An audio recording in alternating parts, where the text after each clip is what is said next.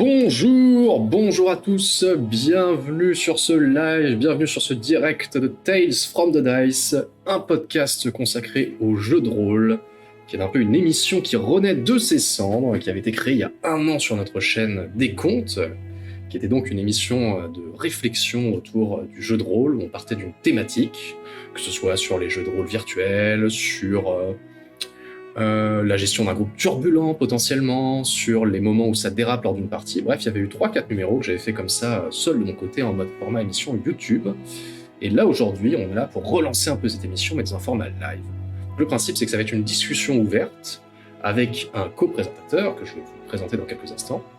Et l'idée, c'est qu'on part sur une thématique et qu'on en discute pendant 1 heure, qu'on partage nos expériences autour de ça, et quelques anecdotes, quelques conseils également autour de ce truc-là. Je ne serai donc pas seul pour présenter cette petite heure de discussion. Je serai accompagné d'un homme grand, fort et viril que vous avez peut-être déjà pu voir dans nos autres émissions, Monsieur Maxence Imiola, alias Midrick. Attention, transition incroyable, fondu, enchaîné. Maxence, vous êtes avec nous en direct, je crois. Est-ce que vous nous entendez bien ? Allô, bonsoir. Je vous entends très bien en direct de Miami. Je suis actuellement à la plage avec ma femme. Ah, effectivement, cette chère Natacha qui vous surveille de loin en se baignant. Exactement. Elle est un petit peu taquine, hein, mais avec le temps, on s'y fait vite. Ça se passe bien. Il est taquin, on s'y ferait vite. Ma foi. Exactement. Après, voilà, genre comme j'avais déjà dit tout à l'heure, petite impression de déjà vu. Effectivement, ça renaît de ses cendres. Cette émission, on sait pas, on va voir comment ça va se passer, des tests, on attend votre tour. Et puis on va essayer d'animer comme il faut cette petite heure ensemble pour apprendre et ressasser nos petites expériences. Les souvenirs du passé, les souvenirs mémorables, tout à fait. Ouais. Et bien pour cette première fois, quoi de mieux que comme thématique d'avoir choisi la première fois en jeu de rôle, ces fameuses premières parties, notre première confrontation à ce loisir qui maintenant je pense remonte à un certain nombre d'années pour toi comme pour moi.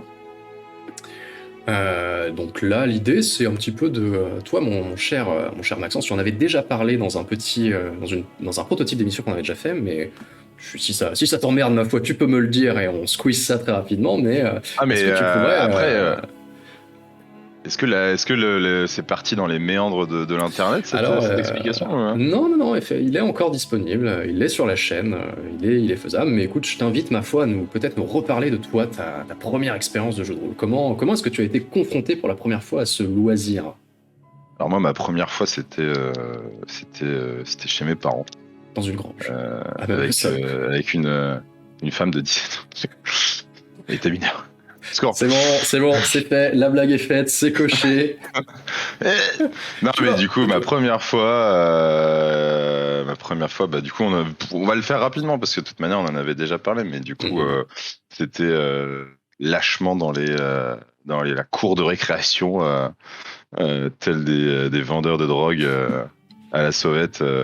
Entre deux récrés, du coup, à faire avancer l'histoire au fur et à mesure. Avec toi, comme très cher MJ à l'époque.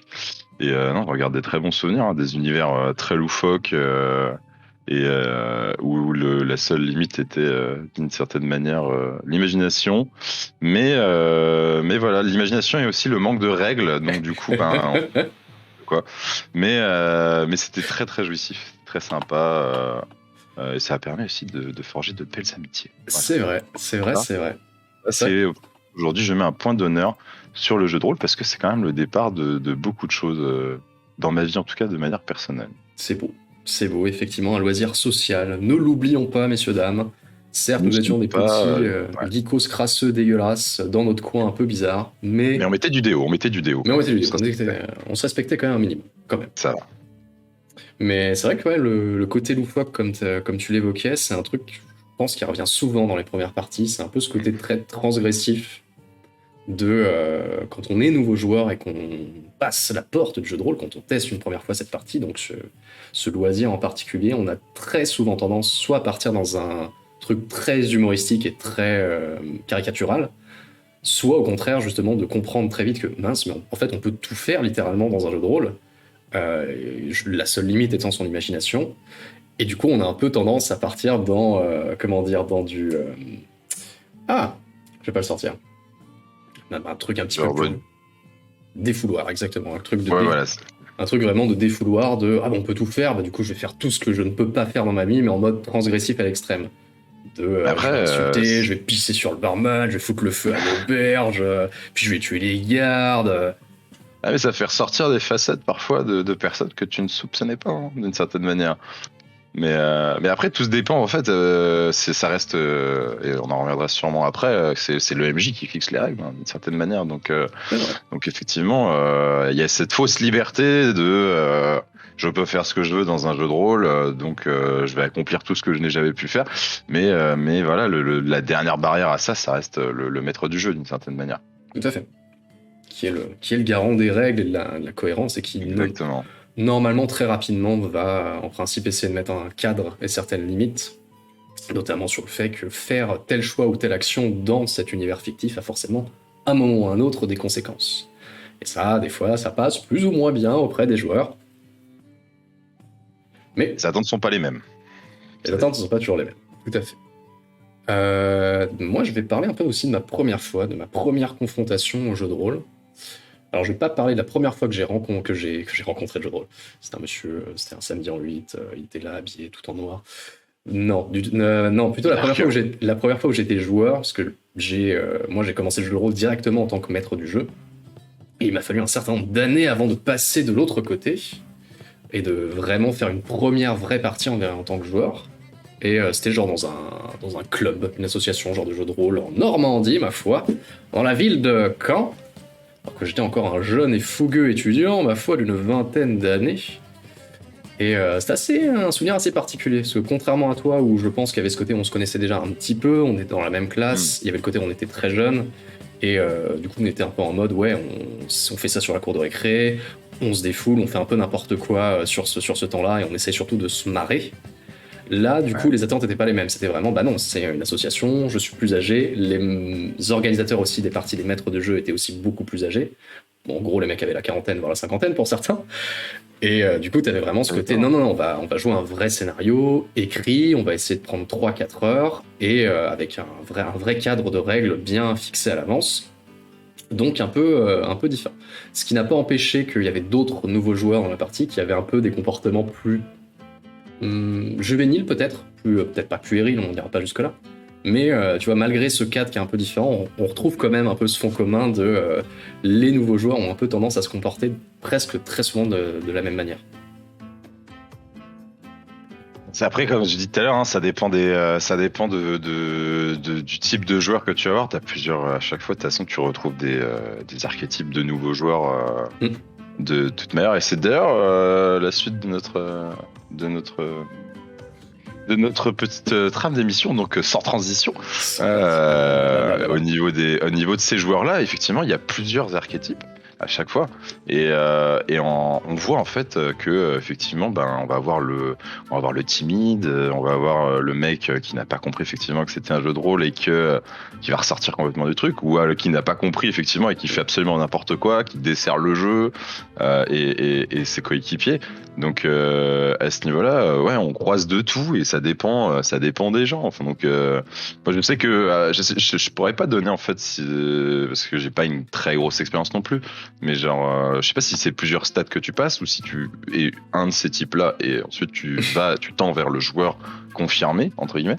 Mais il y a vraiment de tout. Genre, il y a vraiment de tout pour avoir fait du coup plusieurs parties avec des néophytes, comme on dit dans le jargon. Ouais, c'est vrai qu'il y a un mélange de tout. En vrai, c'est un peu un mélange des deux. T'as autant des gens vraiment qui vont un peu rester dans cet archétype avant d'évoluer, d'un peu de mûrir sur leur pratique de jeu de rôle, ou inversement, t'as des gens qui vont être très timides lors des premiers temps de jeu. Potentiellement, ça va prendre plusieurs parties avant qu'ils se décoincent, et potentiellement, ils vont passer dans le stade de ce qu'on appelle les joueurs turbulents, voire bordéliques, qui ont un peu tendance justement à partir dans le côté très... dans ce jeu de rôle, je fais n'importe quoi et je fais des blagues vaseuses tout au long de la partie. Donc il y a un peu un mélange des deux.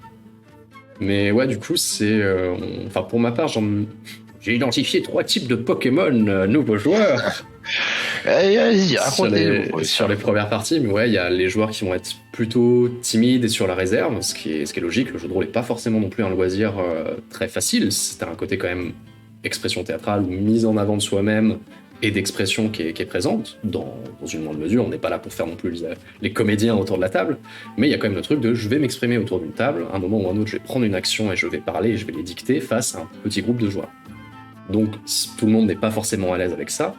En plus, quand c'est une première fois, c'est un peu particulier quand même le jeu de rôle de ce côté, on doit se projeter, imaginer tout ce qui se passe, on n'a pas forcément de support visuel, donc ça peut rendre l'exercice encore plus compliqué. Donc ouais, il y a un peu ce profil de gens plutôt timides ou sur la réserve, qui vont pas forcément oser tout de suite et rester un peu en retrait lors des premières parties.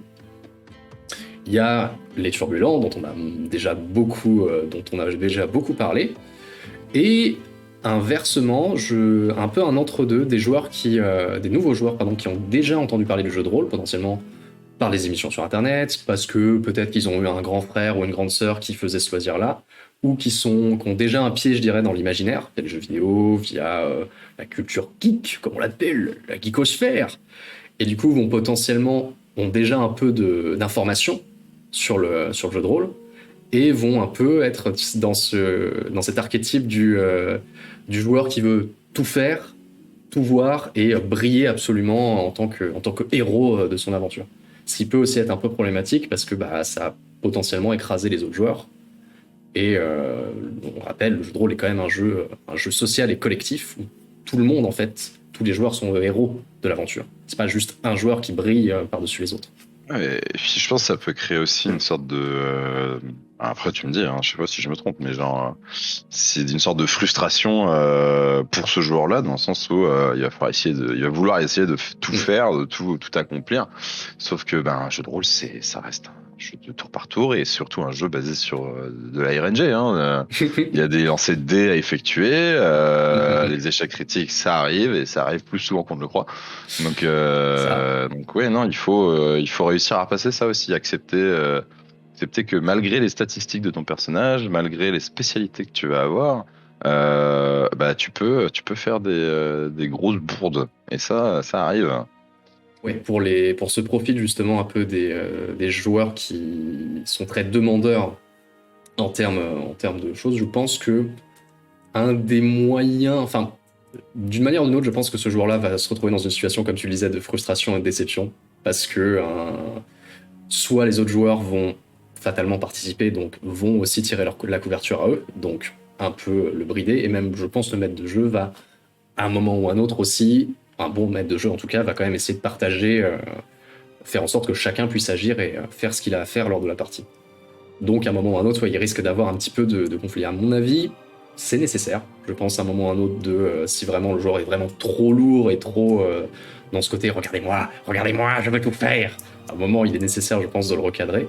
Après, ce qui peut être intéressant pour ce joueur-là, vu qu'il a potentiellement un peu plus d'accroche sur le jeu de rôle, en tant que maître de jeu, pourquoi pas l'utiliser comme élément moteur. En mode, tu t'y connais un peu, t'as un peu d'expérience ou un peu d'attente là-dedans, t'as quelques informations potentiellement. Pourquoi est-ce que t'en ferais pas profiter les autres typiquement en incarnant un joueur qui distribue un peu plus la parole, incarner un héros qui va justement poser des questions et forcer peut-être le roleplay des autres joueurs autour de la table, ou l'utiliser en tant que garant peut-être aussi des règles. Ça peut être un peu un second maître de jeu, un petit bras droit qui peut aider justement à mener la partie. Ça peut être une manière. Mais ça, c'est quelque chose que j'ai jamais vu, tu vois, du coup. Parce que j'ai toujours eu l'opportunité de jouer avec des personnes qui... T'as toujours une forme de leader hein, dans des groupes comme ça, des gens qui sont plus à l'aise et qui prennent plus facilement la parole. Mais à ce point-là, j'ai jamais croisé encore. Donc, je sais pas si toi, dans ton expérience perso, ça te... J'ai pas eu le cas, pas trop eu le cas. Je l'ai pas eu le cas, en tout cas pas sur mes premières parties en tant que joueur. C'est arrivé un peu après. Et en fait, ces joueurs-là, en fait, eux n'étaient pas des nouveaux joueurs. C'était des joueurs très expérimentés, du coup, qui avaient beaucoup de bagages et du coup, forcément des attentes beaucoup plus hautes que par rapport aux nouveaux joueurs qui découvraient totalement l'univers et les règles. Et en fait, ça s'est très rapidement, chance pour moi, ça s'est très rapidement équilibré. Ces joueurs-là ont très vite appris, naturellement, sans qu'il y ait besoin de faire de rappel, je dirais, à l'ordre ou de les reprendre, en fait, à se mettre volontairement en retrait et à essayer justement d'encourager les autres joueurs à le faire. C'est pas, tu vois, c'est pas le maître de jeu qui est venu de manière en mode je vois que tu as plus d'expérience, aide-moi à faire avancer le reste du groupe en ayant une démarche positive. Non, non, ça s'est fait vraiment naturellement. Ils se sont rendus compte, ah oui, ok, je suis avec une table où la moitié des joueurs sont des néophytes, donc effectivement, il va falloir que j'adapte aussi ma propre manière de jouer. Parce que des fois, l'être humain est bien fait. Et ça, c'est Oui, chouette. c'est ce qui m'est arrivé, hein. C'est ce qui m'est arrivé dernièrement, là. Sur une partie, du coup, que tu as organisée, d'initiation pure de jeux de rôle Donjons et Dragons. Donc vraiment quelque chose d'assez classico-classique, hein. On est sur du couloir, rencontre de monstres, peut-être plusieurs chemins possibles, mais quand même assez linéaire, hein, mine de rien. Moi concrètement, bon, je me suis pas éclaté, hein, mais voilà, mais c'est vrai que du coup j'ai pris le rôle du bon allez, suivez-moi, c'est par là et on verra bien ce qui se passe. Et oh là, oh, un gobelin, je l'avais pas vu venir celle-là, hein. Des trucs comme ça, tu vois, genre bon. Mais du coup, quand tu es effectivement il faut c'était là que c'est très compliqué pour le maître du jeu, du coup, c'est d'adapter et de satisfaire, en fait, de rassasier tout le monde, quoi, parce que là, quand tu commences une initiation, effectivement, bon là c'était une initiation, mais si jamais il y a une suite à cette initiation et que tes niveaux sont très hétérogènes, ben genre ouais, c'est compliqué, quoi. C'est un travail d'adaptation constante. Mais C'est effectivement, compliqué, hein. bah, pour revenir du coup sur cette petite partie d'initiation, on avait, et reprendre un peu la trame de notre émission, ma foi, sur les différents profils de nouveaux joueurs, sur cette partie d'initiation de Donjons et Dragons qu'on a fait tous les deux, du coup. Moi j'étais en tant que maître de jeu, toi tu étais en tant que joueur expérimenté, et on avait 3 nouvelles joueuses autour de la table qui n'ont jamais fait de jeu de rôle en fait de leur vie, c'était leur première fois. Et pour ces mesdames, ma foi, nous étions plutôt sur le profil des joueurs ou joueuses plutôt réservés lors des premières parties. Enfin, en tout cas, moi, je le prends comme ça. Vous d'accord? Ouais, non, je pense que t'as raison, hein. C'était assez voilà, genre il y avait pas plus de, il y avait quand même je pense à Fofo plus, qui était peut-être plus à l'aise pour aller chercher, mais oui, on avait un profil réservé de manière générale, quoi. Du coup, donc faut les tirer, faut essayer d'engager des conversations, mais du coup dans la peau du personnage pour forcer un peu à faire rentrer dedans, là, genre tu vas jouer ton perso, mais tout ça de manière totalement Totalement. je veux dire bienveillante, hein, et Ouais, pour oui. que ça se passe de manière smooth, quoi. Complètement. Mais je pense que ça s'est plutôt bien passé en tout cas pour notre partie, parce que du coup j'ai eu la chance, c'est que je t'avais aussi autour de la table, donc comme tu as dit, tu m'avais quand même bien aidé sur le côté jouer un personnage très loyal bon en fait, vraiment c'est le paladin Ah oui, propre et clairement. bon sur lui, et du coup ce qui est bien, c'est que ce genre d'archétype de personnage, dans sa définition même, dans son interprétation même, pousse les autres joueurs à faire des actions, à les mettre en avant aussi, en mode ah, dis donc, maître Alphelin, je sais que vous êtes bon plutôt en discrétion, ma foi. Ne serait-il pas tort de faire un acte héroïque? Mais ça, Non, du mais coup, oui, c'est ça. ça marche Mais plutôt. moi, c'est parti dès la création du personnage, hein. De toute façon, je me suis dit. Et c'est pour ça qu'en fait, je te disais que j'ai jamais rencontré de personne qui l'a fait, genre ce rôle de second MJ. Parce qu'en fait, il y a que moi qui l'ai fait, entre guillemets, parce que genre c'était vraiment ça. Dès le début de la création du personnage, je savais que j'avais pas 100% de plaisir de joueurs qui allaient se mettre en place, que je le faisais aussi pour l'initiation, tu vois. Mais au final, tout ça, ça reste du plaisir aussi, parce que faire découvrir ça à d'autres personnes, c'est très très cool. C'est Ah très oui, très cool. c'est toujours très chouette. Il y a un petit côté un peu grisant aussi Quand t'arrives en fait à faire un peu de RP, mais vraiment quelques phrases, hein, en essayant de un peu modifier ta voix, jouer un petit peu sur des détails pas très importants, genre et que ça suit derrière, tu te dis ah ça y est là, on commence à piquer un peu on va piquer dans le sujet là, c'est pas mal. Et ça a bien marché, donc du coup ouais, c'était une bonne expérience. En tout cas, parce que du coup, j'ai toujours évolué à peu près avec les mêmes personnes. Donc, on a évolué ensemble. Et là, on sentait vraiment le gap au Ouais. début, quoi. Ça Fais apporte attention, hein. Ouais. Je dis, voilà, je suis confirmé, pas expert ou quoi que ce soit. J'ai pas voilà, j'ai pas je connais absolument rien du lore ou de quoi que ce soit. Enfin, voilà, c'est juste que je suis habitué à jouer au jeu de rôle de manière générale. Je tiens à le dire à tous les joueurs Tu es qui me regardent. un connoisseur, mais non pas encore un expert. Voilà, je suis pas encore Chunin, on va dire. Tu n'as pas encore ton master, tu n'as pas ton diplôme. Exactement.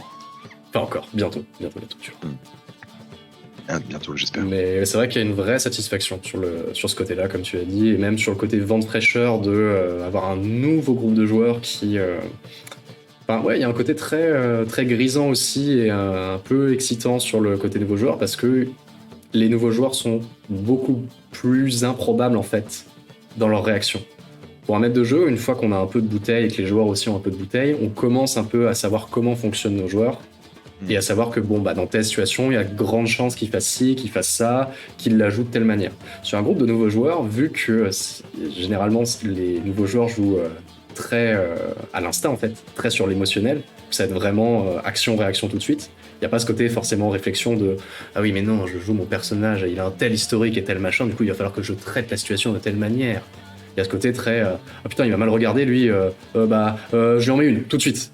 Ouais, et du coup ça crée vraiment un côté très improbable qui peut être inquiétant et un peu des fois chiant à gérer sur une table de jeu, mais c'est quand même grisant. Il y a quand même un petit truc de...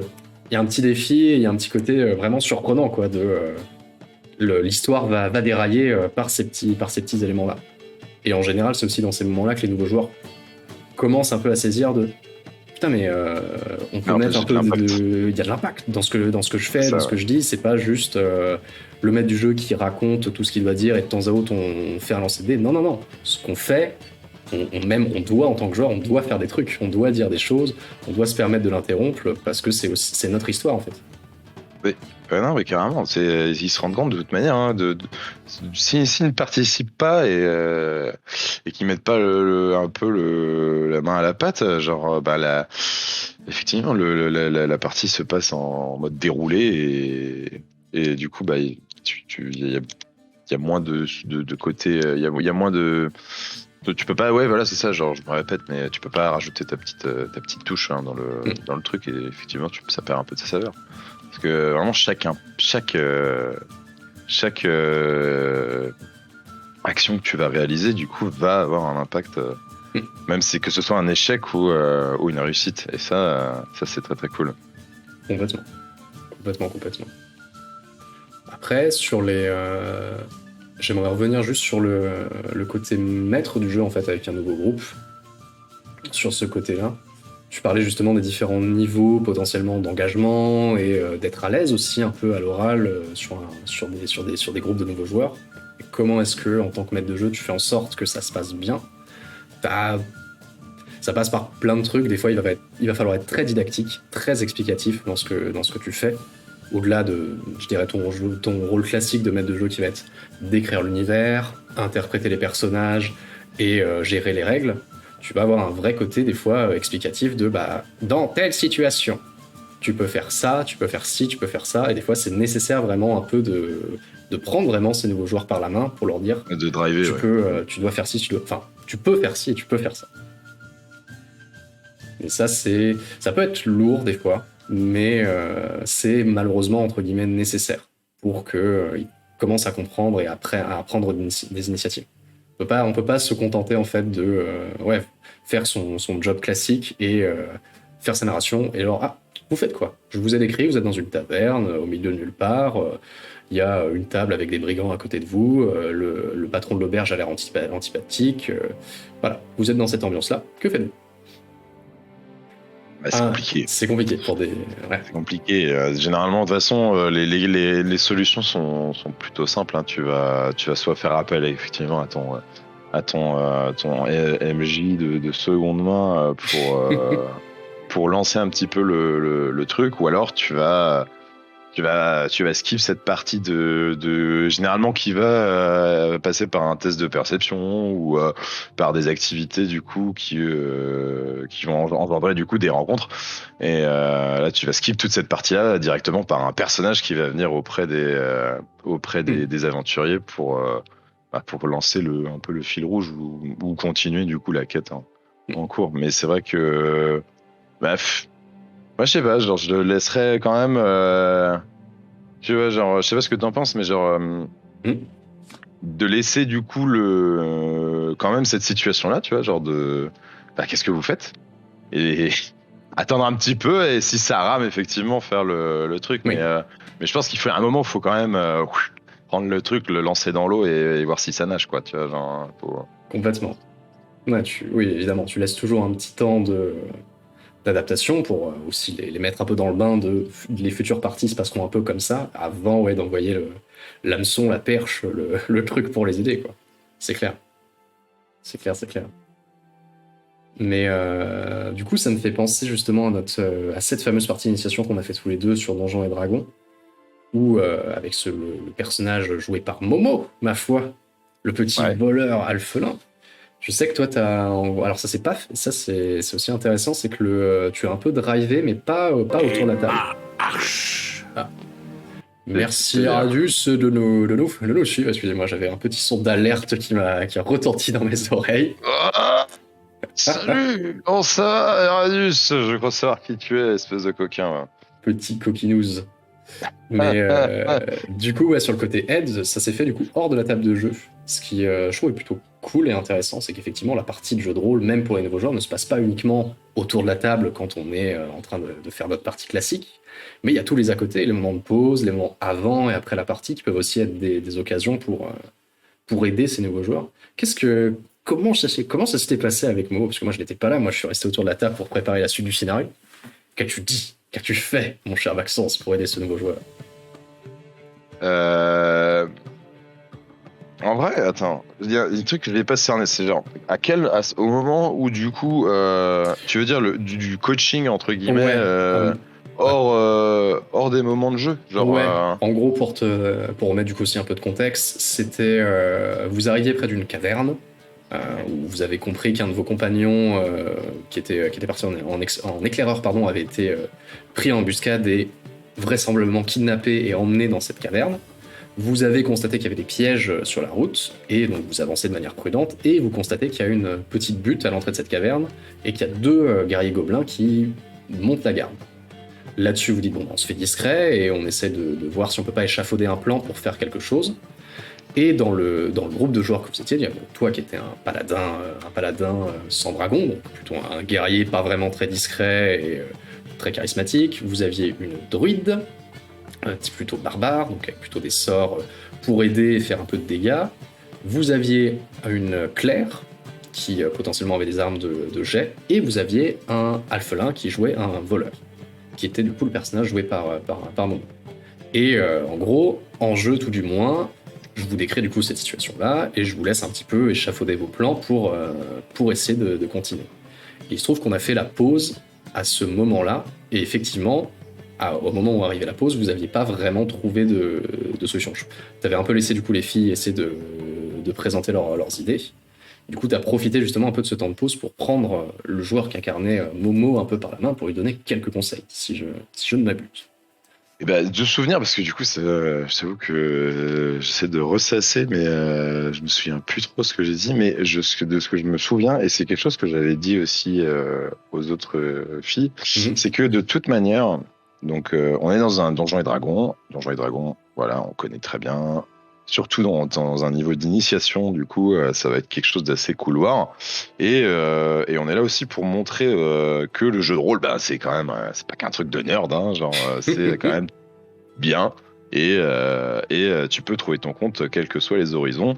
Je pense qu'aujourd'hui, de toute façon, il y a assez de contenu, podcast et vidéos sur Internet pour montrer que tu peux être n'importe qui et dans n'importe quel horizon, tu peux te taper des grosses barres. Hein. Il y en a plein qui découvrent et c'est super cool. Ouais. Du coup, je leur ai expliqué, mais vous voyez pas. En fait, quand vous allez faire votre initiation, effectivement, le but, c'est de vous apprendre qu'on peut tirer du plaisir de ça, genre que de la satisfaction. Et du coup, le MJ va essayer de, comme un petit pousset, tu vois, genre parsemer des petits moments de gloire en fait à chacun, suivant ta spécialité en fait d'une certaine manière. Et donc par exemple, je sais pas, genre un groupe, genre une porte un petit peu difficile mais qu'il va falloir crocheter, le voleur va pouvoir faire avancer l'histoire. Genre à un moment il va falloir déceler, je sais pas, des runes cachées ou des trucs comme ça. La magicienne va pouvoir rentrer en action. Et du coup là j'ai dit, mais Momo, là let's go quoi. Genre moi tu vois bien, je suis beaucoup trop gros, je fais trop de bruit machin.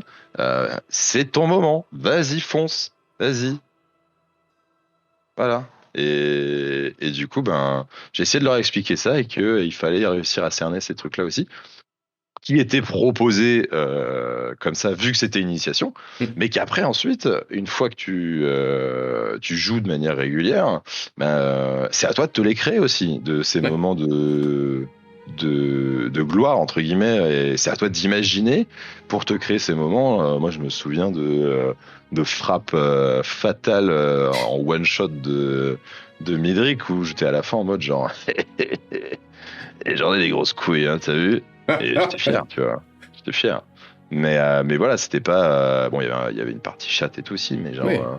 Mais voilà, quand t'arrives à le sortir, t'es content. Et du coup, c'est ce que je leur ai expliqué. Je leur ai dit, faut bien que tu apprennes ton personnage, genre comment il réagit, dans quel type son type de classe, sa manière, sa psycho, tout ça. Enfin, et de le travailler un petit peu pour te dire, ah ok, là. Mon personnage, si j'étais mon personnage, je ferais quelque chose d'utile en fait. Et du coup, c'est ce que j'ai essayé de lui expliquer de manière générale. Et puis je pense que je sais plus ce qui s'est passé à ce moment-là. Là, Mais je crois que du coup, elle a tenté. En gros, on a repris la partie. ouais. Momo, du coup, le personnage de Gabin Cannibale, ce petit filou de Alphelin, de Hobbit, a pris son courage à deux mains et a dit écoutez, je pars en éclaireur, j'y vais de manière la plus discrète possible. Et je vais essayer d'abattre ces deux sentinelles sans qu'elles se rendent compte. Ce qui a presque marché. Du coup, elle a fait quand même une belle réussite, mais là où en fait, ça, comme tu disais, l'aléatoire rentre en jeu et le système de règles fait que c'est aussi ça qui fait le sel et l'intérêt du jeu, fait qu'effectivement, elle a réussi parfaitement à se rendre discrète. Même vous, en tant que joueur, je crois qu'elle a fait une très belle réussite. Donc même vous, vous l'avez perdu de vue, littéralement en mode, mon Dieu, elle a disparu tel un ninja. Mais ça n'a pas été suffisant après. Arriver au contact des deux sentinelles qui ne l'avaient pas détecté, elle a essayé d'en abattre une, mais elle n'avait pas suffisamment de Oui, ça a force. cafouillé. Ça a un peu Et cafouillé. après, du coup, Et ça a lancé une situation de combat. Mais effectivement, ce côté oser faire des choses et proposer des trucs, même si c'est. Parce que là, en vérité, c'est quelque chose d'assez. Une proposition assez simple. C'est. Elle jouait voleur. On était dans une situation où un personnage discret était le plus vraisemblablement à même de réussir à passer ou à réussir l'épreuve. C'est Mais l'autoroute. rien que ça, c'est un petit pied à l'étrier de ce qui fait après le jeu de rôle, c'est oser faire des propositions, tenter des actions, quand bien même c'est désespéré, essayer de le faire en relation évidemment avec où son personnage est le mieux, où il est le meilleur, ou au contraire où il est des fois le plus faible, mais parce que c'est son caractère. C'est en fait, toute la base façon de jeu de rôle, c'est ça, c'est le MJ met une situation, les joueurs font une proposition, le maître de jeu refait une proposition, rebondit sur cette proposition, et ainsi de suite. C'est un ping-pong, en fait. C'est un échange qui est permanent. Oui, et puis je pense que c'est hyper important. C'est hyper important pour susciter du coup l'envie de continuer, hein, genre de donner ces petites victoires, quoi. L'envie d'avoir envie. Les petites, voilà, genre tous ces moments de satisfaction que tu peux avoir et du coup, moi je trouve ça hyper important, en tout cas. Parce que je l'ai vu de toute façon sur leur visage en fin de genre tu as des vrais éclats de rire, des vraies situations où du coup bah là tu commences à stresser, tu vois, alors qu'on Hmm. est attends les gars, on est autour d'une table avec des bouts de papier quoi. Et c'est là que ben la magie s'opère. C'est Et beau. pas ça fait les chocs à pic. Et paf, ça fait des petites étincelles dans les yeux. Petit coup de fraise. Petit coup de fraise. Ah là là, ma foi. Écoute, ce cher Radius te demandait si tu étais aussi agile au lancer de hache que vraisemblablement dans cet exercice de podcast. Pour ma part, je pense qu'on peut mettre un petit trait sur. L'agilité est présente, mais quelques points encore d'expertise peut-être à Je sais gagner. pas, il faudrait te demander, faudrait demander des photos, des vidéos surveillance de mon ancien lieu de travail pour pouvoir revoir mes performances. Apparemment, c'était assez regardé de ce que je me souviens. Mais non, est-ce que je suis aussi agile qu'au lancer là? Je sais pas, je sais pas.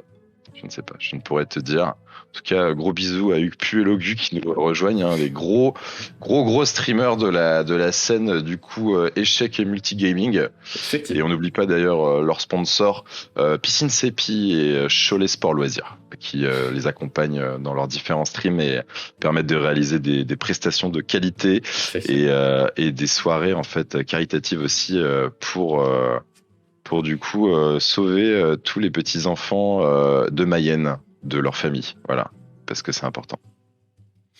Effectivement. C'est beau, ne pas oublier le caritatif, parce que voilà, dans la grande famille du streaming français, n'oublions pas que nous avons tous un cœur.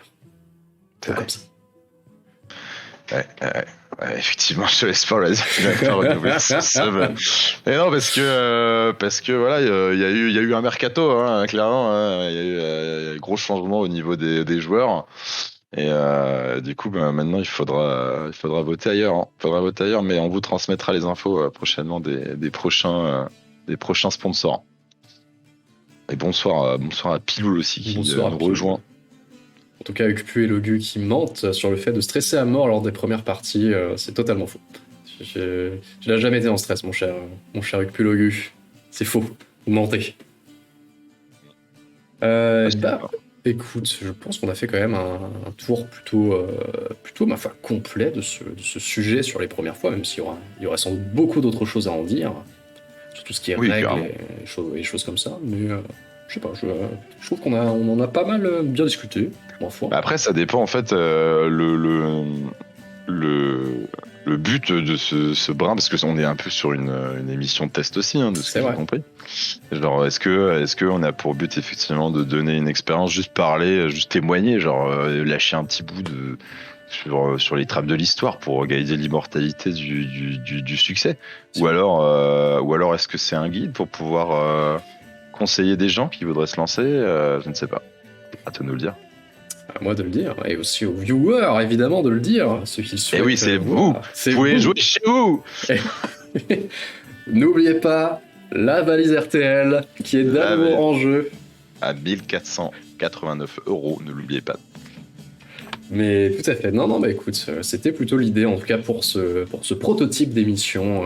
C'était vraiment partir sur ce côté échange et discussion à la cool, partage un petit peu d'expérience et de quelques conseils, plutôt que de partir sur un truc très cadré, très écrit sur vraiment des conseils X ou Y. Parce que, à mes yeux, il y en a, en tout cas, de mon point de vue, on a déjà quand même beaucoup qui existent déjà sur les internets, ma foi. Beaucoup de vidéastes qui en ont fait déjà leur beurre. Du coup, je trouve ça plus intéressant de faire plutôt ce format un peu plus radiophonique, ma foi. Regarde les commentaires. En même temps, on a des gens qui sont hyper investis, hein, à qui ça parle, hein, ce genre de format. Et du coup, effectivement, je vais prendre un commentaire au hasard dans les coms. Alors, il y a Ukpu et Logu qui demandent voilà, bonjour, je souhaite me lancer au jeu de rôle et je voudrais avoir des conseils sur l'univers que je voudrais créer. Et bah écoute, Ukpu et Logu, c'est très simple. Déjà, trouve-toi une belle bande d'amis sur qui tu peux compter et avec qui tu as vécu déjà des moments forts. Ou alors, tout simplement, tu vas dans le PMU de ton coin, parce que je pense que ça peut marcher aussi. Et commence du coup déjà en fait à discuter de ce que tu veux en fait. Genre, est-ce que tu voudrais animer ou est-ce que tu voudrais jouer en fait? C'est ça déjà, il faut trouver. Il faut trouver. Effectivement. Donc, commencer par le commencement entre guillemets. Et déjà, est-ce que tu souhaites masteriser ou jouer et trouver ta petite bande d'amis pour pouvoir tester quoi? Parce qu'après, ouais, toute la suite va en découler. C'est le conseil que je peux te donner. C'est un très bon Ouais, conseil. très connecté avec les viewers, hein, c'est important. Et bah, écoute, si tu veux, j'ai un autre commentaire et puis je te relaisse la main après, Kylian. Bien sûr. Bonjour, je n'ai pas d'amis. Comment faire pour rencontrer du monde? Tinder. Tinder, tout simplement, gros réseau de jeux de rôle. En France, il y a beaucoup de personnes dans le monde, du coup, qui utilisent cette application pour s'inventer des personnages et rencontrer d'autres gens qui sont dans cet esprit-là. Donc, je te conseille vraiment de télécharger 5 étoiles. Et Fruits aussi, comme équivalent, pas mal. Vous choisissez la pêche ou le raisin, ma foi, et puis après vous mettez JDR ou RPG. Voilà. Bon, pas sûr que ce soit le même genre de roleplay que vous ayez à la clé, mais ma foi, peut-être que ça vous comblera d'une certaine manière, et puis ça permet de faire de belles rencontres. Des fois. Et écoute, sur ces beaux conseils relationnels et d'amour et d'amitié, mon cher Maxence, je te propose que nous arrêtions là ce stream. On pourra, je pense qu'on reviendra du coup la semaine prochaine. L'idée c'est essayer de faire une petite hebdo tous les jeudis à 13h ma foi. Est-ce qu'on serait pas en train un peu de teaser le petit sujet de la semaine prochaine? Le petit sujet de la semaine prochaine, non? Bah écoute, ma foi, je voulais t'en parler. Laissez-moi rouvrir mon petit bureau et retrouver mon petit fichier de notes. Car ces temps-ci, je suis un peu vieux, voyez-vous, j'oublie un peu ce que j'ai c'était même pas prêt, quoi. Tout a découlé plus ou moins et ça, c'est pas prêt. Je suis désolé. Pardon, j'ai chié. Eh bien, écoute, dans les sujets que j'avais en tête de noter, nous avions la différence entre un scénario ou un jeu bac à sable contre un jeu chemin de fer. Donc, un bac à sable, c'est un univers extrêmement ouvert où littéralement la partie va se concentrer sur un lieu ou un environnement particulier et les joueurs font un peu ce qu'ils veulent dedans. Et le chemin de fer où c'est vraiment une succession de scènes, un fil rouge que les joueurs vont devoir suivre tout au long du scénario. J'avais l'idée aussi de parler un peu des rapports entre le jeu vidéo et le jeu de rôle. Comment est-ce que les deux s'inspirent un peu l'un de l'autre? Et est-ce que les deux sont vraiment conciliables? Ou est-ce que c'est vraiment pas deux loisirs totalement différents, avec chacun leur niveau, je dirais, de savoir-faire et de maîtrise très différent?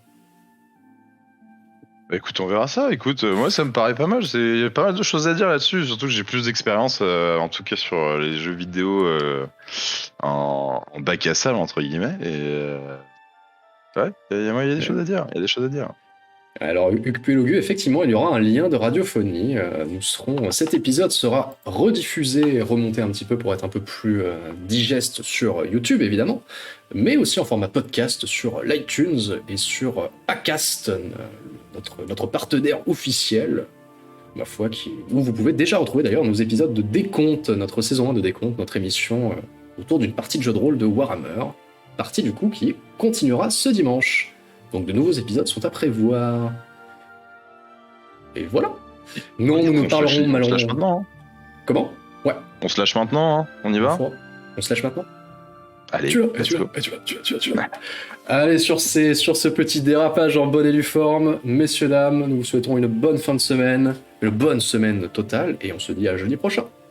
Et ciao. À jeudi, et restez en slip. Des petits bisous.